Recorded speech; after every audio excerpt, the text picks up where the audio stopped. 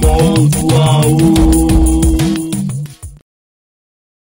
Ìlà kíkọ jẹ́ àṣà kan nílẹ̀ Oòduà tí ó jẹyọ gẹ́gẹ́ bí ìwádìí ti ṣe sọ ní ìgbà láéláé látàrí onírúurú ogun tí ó ń wáyé ní ìgbà náà.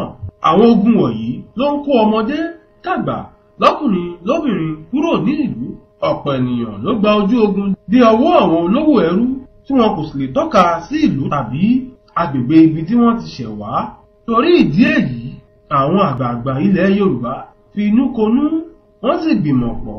Wọ́n ní àmì ara nìkan ló lè mú kí ọmọ ìyá méjì dára wọn mọ̀ ní kété tí wọ́n bá pàdé ara wọn níbikíbi lórílẹ̀-èdè ayé.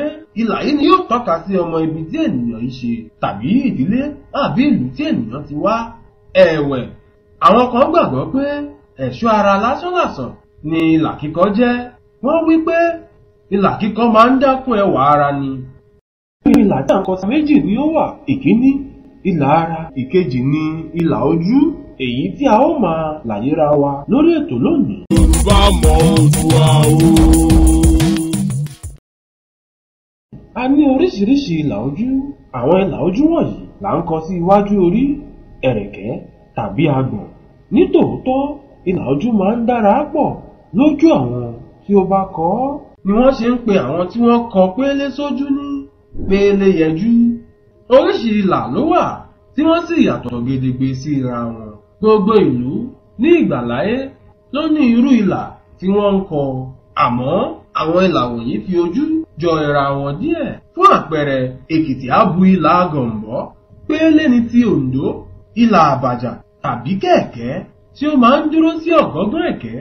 Ní ìlà Òwu, Ìgbómìnà tòun Ìyágbà náà ń kọ Àbàjá, tí ìlú Ìjẹ̀bú sì ń bu ìlà Gọ̀m̀bọ́. Bẹ́ẹ̀ ni Ìjẹ̀ṣà àti Ọ̀yọ́ ń kọ pélé àti Àbàjà. Ìlà kíkọ mìíràn tí ó tún wà ní ilẹ̀ Yorùbá ni gbẹ́rẹ́. Ṣùgbọ́n irú ìlà ọ̀tọ̀ pátápátá porongodo ni gbẹ́rẹ́ ń ṣe. Ọ̀rọ̀ lórí gbẹ́rẹ́ di ọjọ́ mìíràn ọjọ́ ire. Ìjẹ́ ìwọ náà kọ ìlà? Irú ìlà wo ni? Àti pé ìlú wo ló ń kọ? Ẹ má gbàgbé láti fi èrò yín sílẹ̀. Ẹ jẹ́ a gbọ́ pa ẹ̀ ká jọ jíròrò. Yorùbá mọ Oòduà o.